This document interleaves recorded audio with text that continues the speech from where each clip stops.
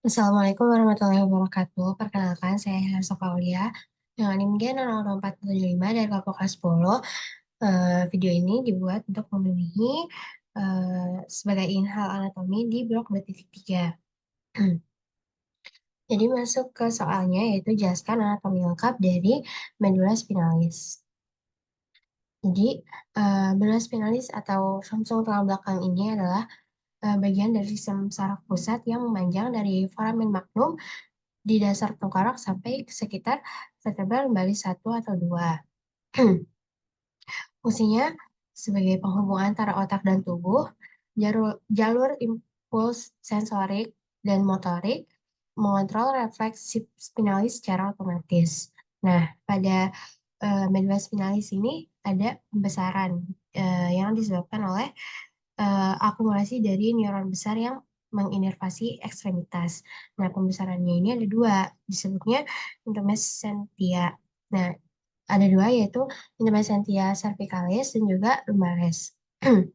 Cervicalis ini eh, kan dari C3 sampai T2. Nah, ini pembesaran klimaksnya di C6. Nah, ini saraf-sarafnya akan menginervasi ekstremitas atas, termasuk cabang ke plexus brachialis, yaitu C5 sampai T1.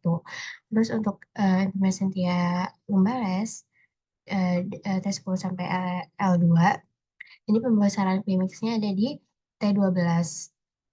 Saraf-saraf yang ini akan menginervasi ekstremitas bawah, yaitu pada plexus lumbosarcalis. Selanjutnya ada yang disebut conus medularis. Nah, conus medularis ini adalah unjung inferior dari medula spinalis yang membentuk kerucut. Nah, ini ada di L1 atau L2 pada orang dewasa, di sekitar sini. Nah, ini setelahnya akan berlanjut sebagai radix. Jadi bukan struktur saraf pusat yang berisi neuron lagi. Nah, terus selanjutnya ada yang disebut cauda equina atau yang biasa disebut ekor kuda. Ini adalah struktur buntut pada radices lumbalis et sacralis. Kenapa disebut itu? Karena strukturnya ini membentuk seperti ekor. Tuh. Terus masuk ke struktur eksternalnya. Jadi dari luar ini eh, yang tampak ada viscera mediana anterior. Yang ini. Nah, ini lekukan di bagian depan atau di bagian ventral dari medula spinalis. Nah, di belakangnya ada yang disebut sulcus mediana posterior. Nah, ini lekukan di bagian belakang atau bagian dorsal dari medula spinalis. Habis itu ada yang disebut sulcus anterolateralis. Di sini tempat keluarnya radix anterior atau radix efferent buat motorik di sini. Terus habis itu ada sulcus posterolaterales. Di sini tempat masuknya radix posterior atau radix efferent atau yang sensoriknya. Nah, masuk ke yang interna. Nah, di interna ini ada dua jaringan, yaitu substansia grisea sama substansia alba. Nah, grisea ini yang dalam, yang ini. Dia bentuknya kayak kupu-kupu atau huruf H gitu. Nah, ini dia mengandung badan sel saraf, interneuron, dan juga sel-sel glia. Nah, dia ini terdiri dari kornu, ada yang disebut kornu anterior, yang di sebelah sini. Nah, ini anterior atau ventral, dia neuron motorik atau afferent. Terus yang di belakang ini kornu apa namanya? Kornu posterior. Kornu posterior atau dorsal dia neuron sensorik atau afferent. Terus habis itu ada juga kornu lateralis di segmen toracalis 1 sampai lumbalis 2 itu neuron sistem saraf otonom simpatik.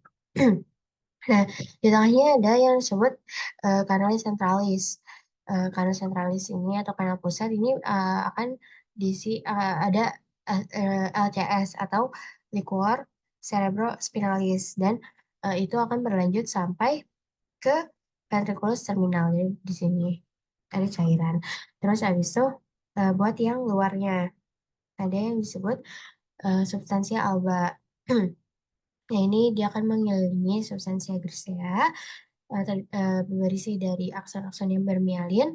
Nah, dibagi menjadi tiga, ada funiculus anterior yang depan, habis itu ada funiculus eh, lateralis samping, dan juga funiculus posterior yang di belakang. Terus habis itu masuk ke traktus atau jalur sarafnya. Di sini untuk traktus ada yang pertama ada ascendant.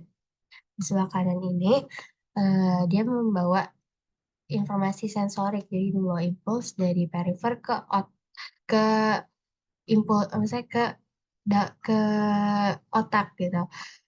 Nah, contohnya ada ini apa di sebelah kanan ini yang ascendant. Ada spinothalamic anterior, dia membawa rangsang raba dan tekan. Terus ada spinothalamic lateral, dia membawa rangsang jari dan suhu. Lalu ada cerebellaris anterior dan posterior, dia membawa rangsang keseimbangan proprioceptif, dan juga ada kolumna dorsalis posterior. Dia melokalisasi sentuhan, getar, diskriminasi dua titik, dan juga proprioceptif juga. Terus di sisi lain ada traktus descendant atau dia membawa motorik, informasi motorik otot dari otak ke organ atau ke otot. Nah, contohnya ada traktus corticospinalis anterior dan lateral untuk pergerakan otot-otot volunteer. Selanjutnya ada traktus rubrospinalis merupakan traktus ekstrapyramidales yang fungsinya untuk koordinasi gerakan otot kontralateral. Lalu ada traktus tectospinalis merupakan traktus ekstrapyramidales yang fungsinya untuk refleks pada lengan, respon untuk terhadap penglihatan, pendengaran, dan juga kulit. Lalu ada traktus ekstrapyramidales yang fungsinya untuk mempertahankan keseimbangan dan koordinasi gerakan kepala dan juga mata. Lanjut ke plexus-plexus sarafnya. Nah, pembentukan cabang-cabang saraf spinal ini jadi plexus yang menginervasi bagian tubuh tertentu. Jadi ada plexus cervicalis dari C1 sampai C4, dia ke leher dan diafragma. Itu lewat nervus sphrenicus. Terus habis itu ada plexus brachialis, dia dari C5 sampai T1. Dia untuk menginnervasi bahu, menginnervasi, ya, menginnervasi bahu dan juga ekstremitas atas. Lalu ke plexus lumbalis, lumbalis dari L1 sampai L5, dia abdomen bawah dan paha anterior. Habis itu ada plexus sacralis S1 sampai S4. Dia ekstremitas bawah dan juga perineum. Lalu plexus coccygeus dari S4 sampai coccygeus itu daerah perianal. Terus masuk ke vaskularisasinya.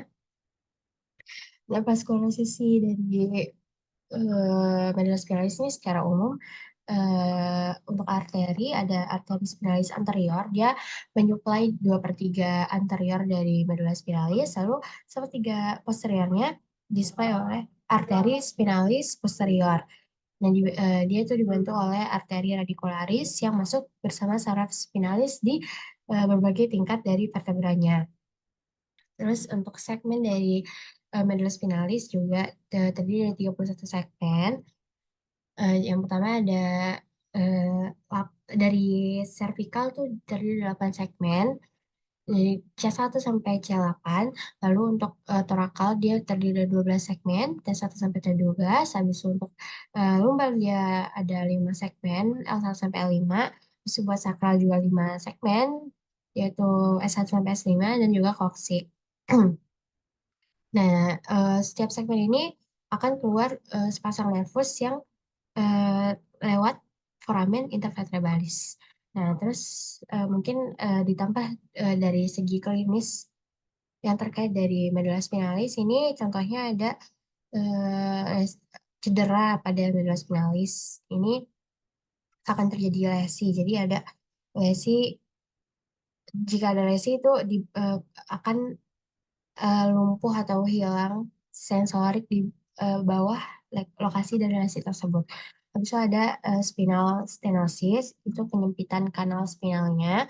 Terus habis itu juga sringomialia, itu ada pembentukan kista di kanalis centralisnya. Tuh, baik.